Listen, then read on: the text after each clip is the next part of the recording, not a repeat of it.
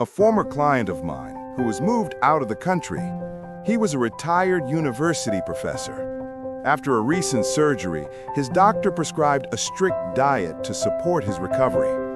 His daughter tried her best to cook for him, but balancing work, family, and his special meals became overwhelming. One afternoon, she reached out for help. That's when I met him. During our first conversation, he spoke about how much he missed enjoying food, but also worried about staying healthy.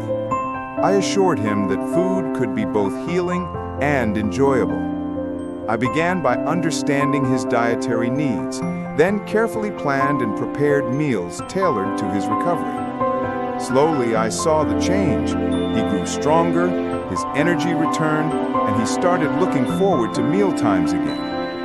For me, it wasn't just about cooking. It was about giving him comfort, dignity, and the joy of eating without worry. Supporting people like Professor reminds me why I chose this path: to make life a little easier and healthier for those who need it most.